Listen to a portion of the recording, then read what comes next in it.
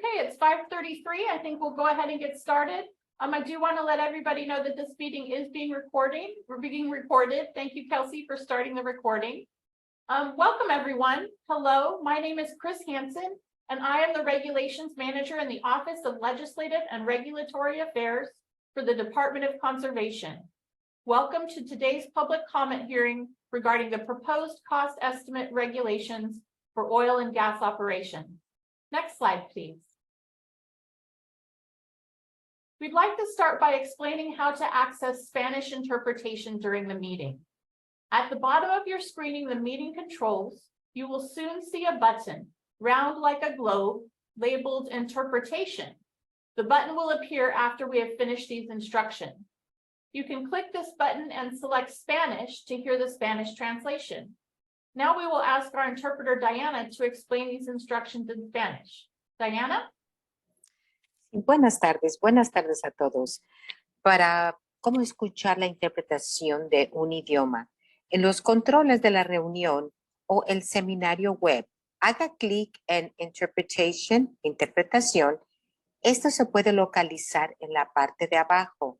Haga clic en el idioma que desee escuchar. Para esta reunión va a poder ver la opción de inglés y español. Para escuchar solo el idioma interpretado, haga clic en silenciar audio, mute original audio. En la parte de abajo va a haber un globo. Háganle clic ahí, por favor. Gracias. Thank you. Thank you, Diana. Next slide, please. On August 18, 2023, the California Department of Conservation's Geologic Energy Management Division, or CalGEM, sent out public notice of proposed regulations related to cost estimates for oil and gas operations. The public notice began the formal rulemaking process and a public comment period, which ends at 12 midnight on October 4th, tomorrow. Copies of the text of the proposed regulations can be found online at CalGEM's public website at www.conservation.ca.gov. Next slide, please. I am joined on the panel today by Mark Steinhilber, Supervising Oil and Gas Engineer with CalGEM's Pipelines and Facilities Program, and Michael Takamori, an Associate Oil and Gas Engineer with CalGEM's Operator Financial Responsibility Program that will handle compliance with these regulations. The purpose of today's hearing is to receive comments from you, the public, regarding these proposed regulations and to create a written record of those comments. Next slide, please. Our agenda for today's meeting is simple. We are currently in the welcome portion of the agenda. Next, Mark Steinhilber will provide us with a quick overview of what is included in the regulations. We will then proceed to public comment. Next slide. The proposed action is intended to implement the division's state law mandate to regulate oil and gas operations so as to prevent damage to life, health, property, and natural resources, and to implement Public Resources Code 3205.7, which was made law by Senate Bill 551, passed in 2019. The regulations provide a mechanism for operators to file their required cost estimates. Using rulemaking action to achieve these goals will provide information for future planning and promote transparency and consistency, which is necessary to address public concerns. We look forward to hearing your comments. Mark Steinhilber will now provide a brief overview of the proposed regulation. Mark? Thank you, Chris.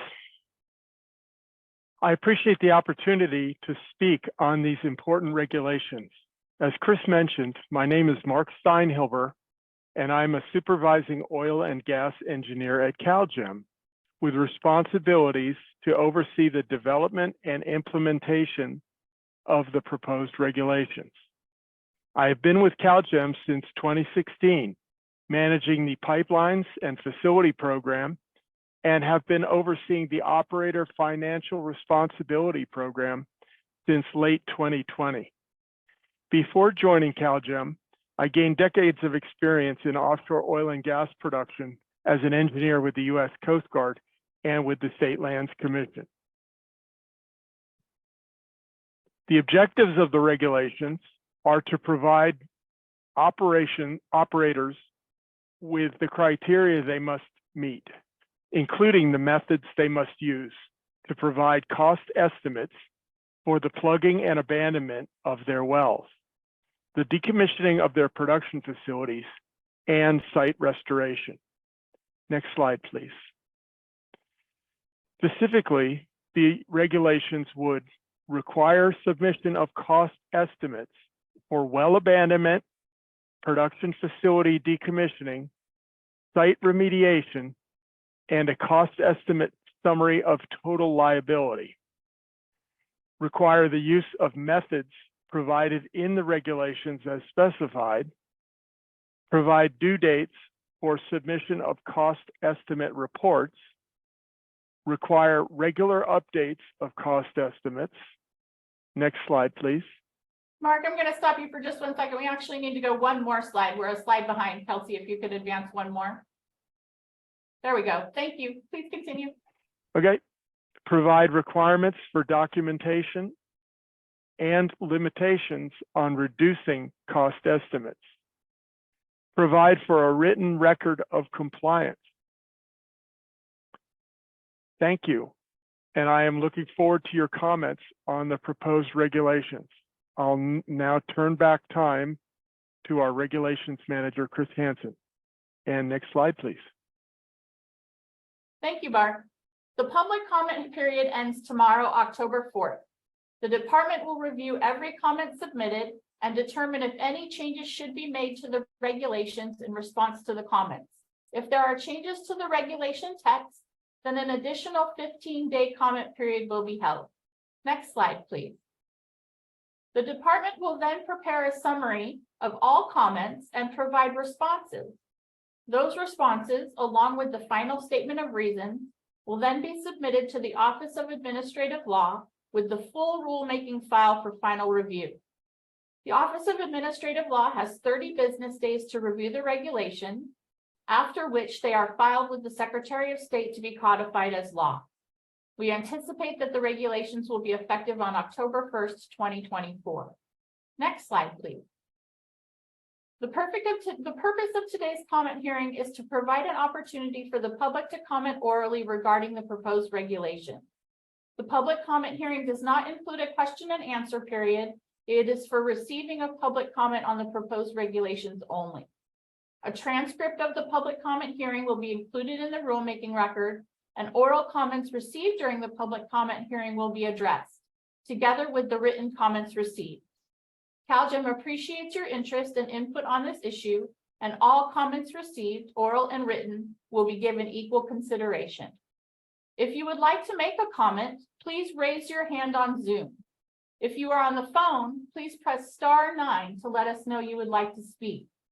If you are on the Spanish phone line, please press *1. When you hear your name, please unmute yourself and begin to speak. We will start with 2 minutes per person, and if we have additional time at the end, can allow people to speak a second time. The timer on the screen will let you know when your time has ended. Again, the purpose of this hearing is to receive public comments on the record, and department staff will not be responding to questions about the proposed regulations in the course of that hearing. With that, we will go ahead and get to the public comments. I see we already have one hand raised, so we'll get to Jasmine in just a minute. In the meantime, if there's anybody else who'd like to make a comment, please raise your hand. Press *9 on the phone or *1 if you're on the Spanish line. And with that, I think we can go ahead and get to our first commenter. Kelsey, can you unmute Jasmine?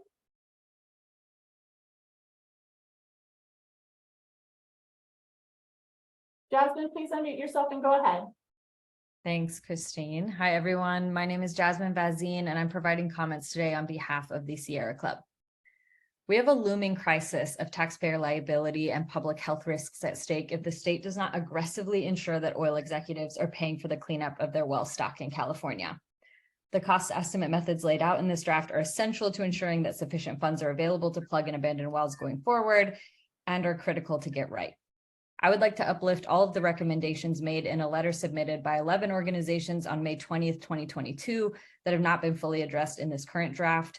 And we will also be submitting a letter tomorrow with further specific recommendations for your review. To briefly overview our concerns, first, we would like to urge CalGEM to require documentation affirming calculations for all methods outlined in this plan, and that CalGEM include requirements for affirmative findings by the agency to confirm the accuracy of all cost estimations provided by the industry. Method 1 does not have documentation requirements that would be essential to assess the validity of the calculations provided and should be framed as a cost floor that is explicitly built upon with site-specific documentation for an accurate portrayal of the costs of cleanup. Additionally, as written, the draft currently prioritizes low production wells for the first compliance round, and we ask that all wells within 3,200 feet of sensitive receptors are also included in the first compliance deadline. We also ask that CalGEM provide the public with detailed information about the basis for risk scores and costs associated with various well conditions, geographic locations, and site remediation used in the regulations. And finally, for transparency, all documentation and calculations provided to CalGEM for these sites should be posted and accessible to the public on CalGEM's website via Wellstar. Thank you all for considering these comments.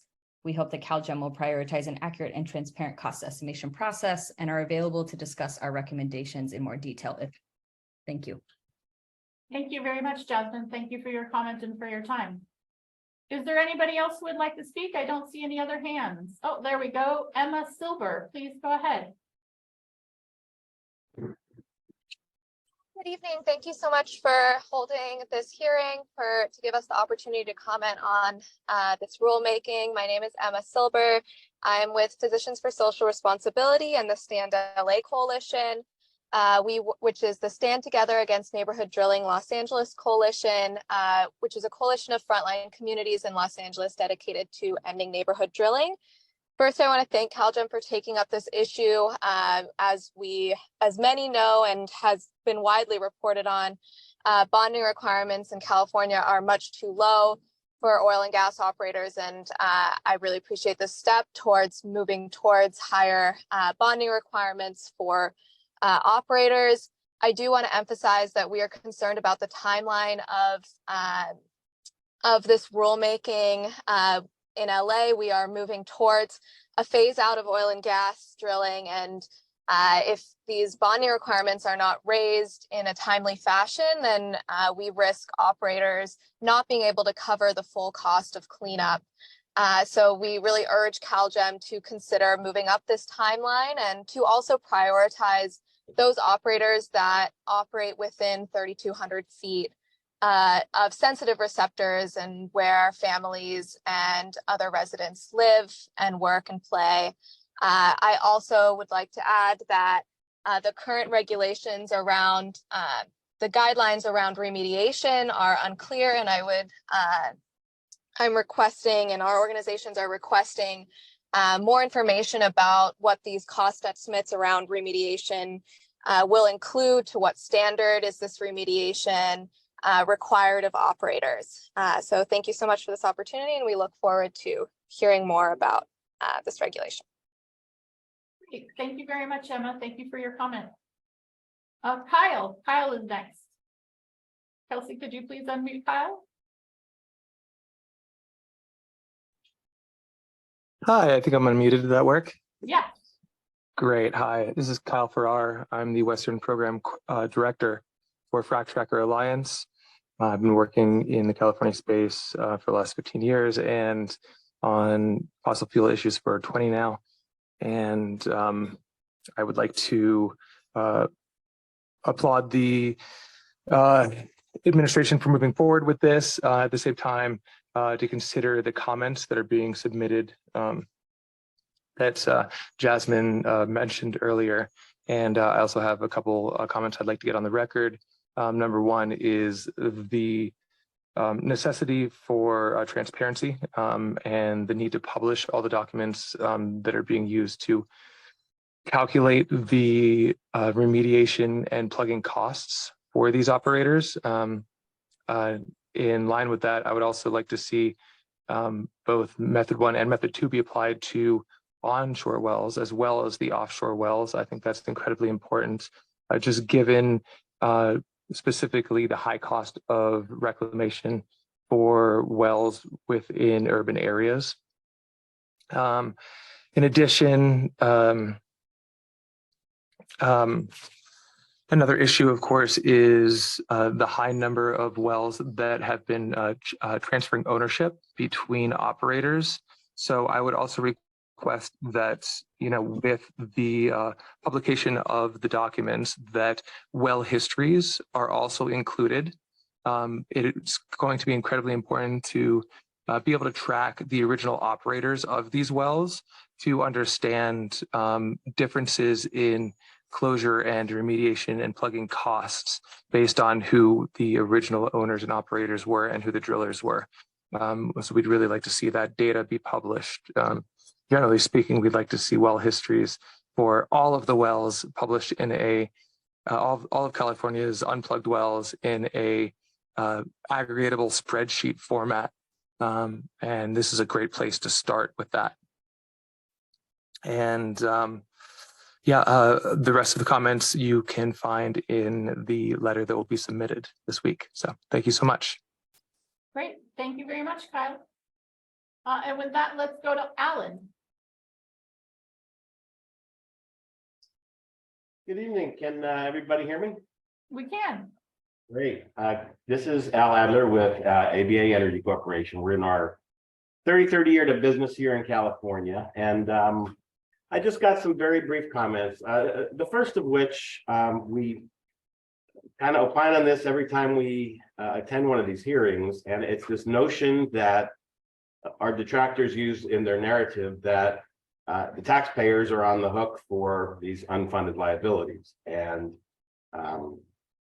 again, everyone or most of the stakeholders now know, and all of them should know, that due to the regs, we're one of the few industries where industry funds all the costs of CalGEM, including abandonments and idle well expenses, etc. And I would just hope that this notion that the taxpayers are having costs rain down on their head can be disavowed by that fact. Very briefly, California consumption is rising. Production is obviously falling. And so it's very logical that the toxic pollutants from barge exhaust will be increasing accordingly. And please remember, it's the burning of these barge fuels and the exhaust from cars and trucks that is affecting our air quality, not California oil production, which is the cleanest in the world. And the notion about the pollutants from the cars and trucks and the barges is directly also codified in the EIR that was run from SB4. Same exact conclusion. So very quickly as to some of the points we'd like to make. I know our time is short. For 3 decades, I'm in my 33rd year of business. We often receive abandonment bids that are net of trading our equipment. In Oxnard, where our production is, we've got very expensive equipment that, combined with our current bond, is almost 2x what our abandonment liabilities would be. I would like to see, in fairness, some type of a dialogue where we could discuss that, because that would greatly make this much more practical for us and protect what this rule is seeking to do.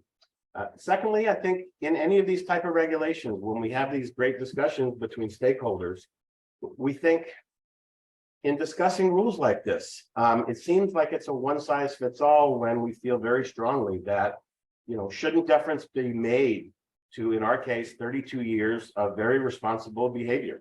That also seems to have gone. Thank you. That's your time tonight. Thank you for your comment. Certainly. We appreciate your time. And with that, we go to Stephen Rosenblum.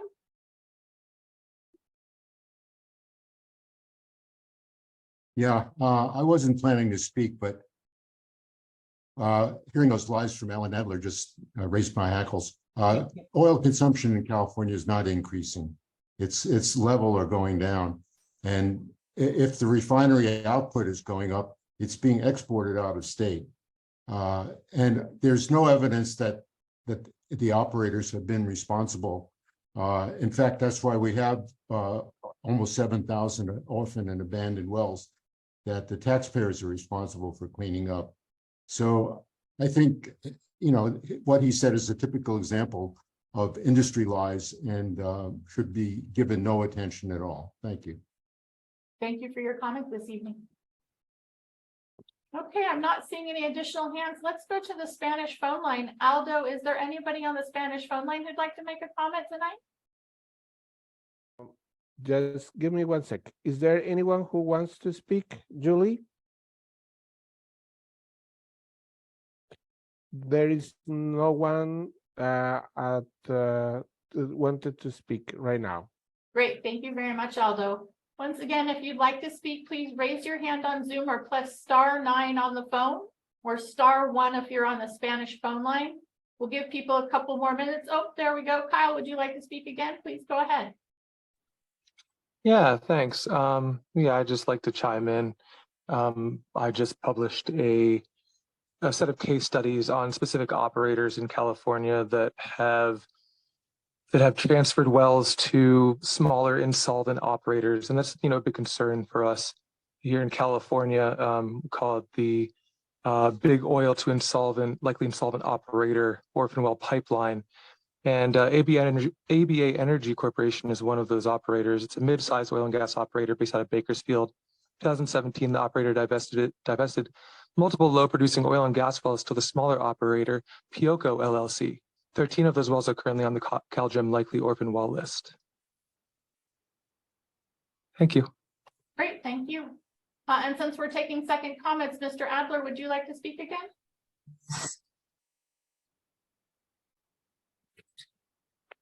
Please go ahead. Oh, you're still muted. I think you need to unmute yourself. There we go.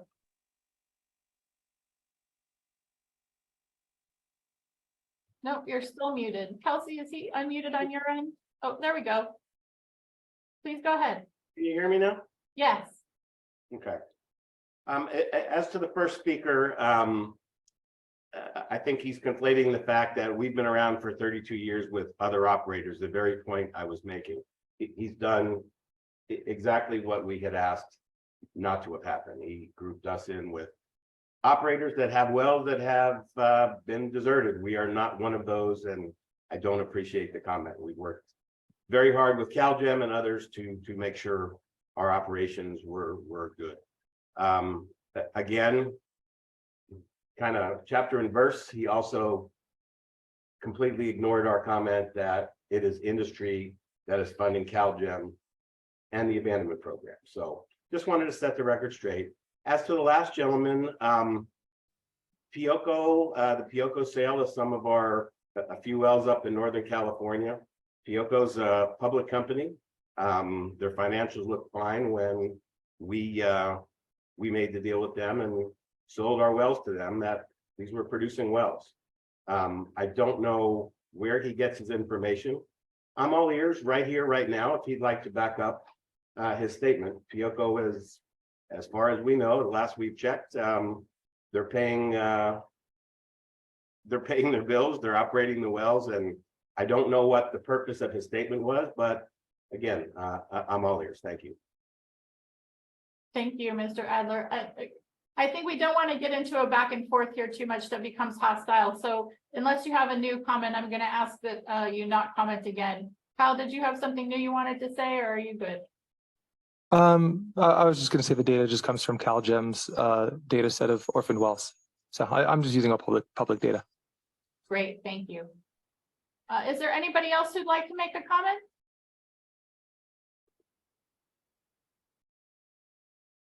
Looks like we have another one, Jessica Paquette. Kelsey, could you please unmute Jessica? Great, Jessica, please unmute yourself and go ahead. Hi, I would encourage CalGEM to reach out to the operators to work with them. Ultimately, CalGEM hasn't been really working with the operators on this, and ultimately this regulation will backfire. And so ultimately too, a lot of CalGEM is going to end up with a lot of orphan wells on this. And so instead of stiff arming the industry, should come to a solution to make regulations that work for operators, putting very high bonds that are unattainable forces small operators to essentially move on, and ultimately this backfires here. So I would encourage CalGEM to work a little bit more with the operators and ask for comments and come up with standards of abandonment and standards of bonds and things like that, so that we can work together and make this workable for all, so that it does not have a divided aspect here. So if you could reach out and find out what is workable, so then you hold operators liable, that's probably the best solution for everyone here. Great, thank you for your comment, Jessica. Is there anybody else who'd like to comment? As a reminder, you can raise your hand on Zoom. You can press *9 on the phone or *1 if you're on the Spanish phone line. We'll give people a couple of minutes to decide if they want to comment.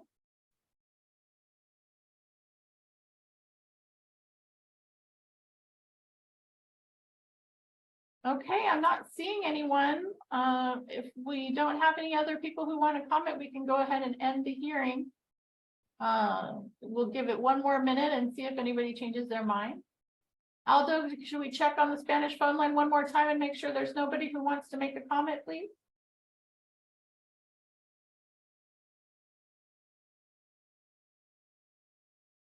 No comments at this time. Excellent, thank you very much. Next slide, please, on the screen. So that is the end of our public comment period for tonight. The public comment period, we're accepting written comments through 12 midnight tomorrow night. So you have until then to get your comment to us. You do need to send your comment to CalGEM cost estimates at conservation.ci.gov as shown on the screen. Thank you to everyone who chose to make a comment this evening. We appreciate your enthusiasm and are grateful for your participation in the process. As a reminder, all the comments we received today and during the written comment period will be reviewed by CalGEM and department staff and considered carefully for their impact on regulatory language. The next step is for us to submit our final package to the Office of Administrative Law for review and codification.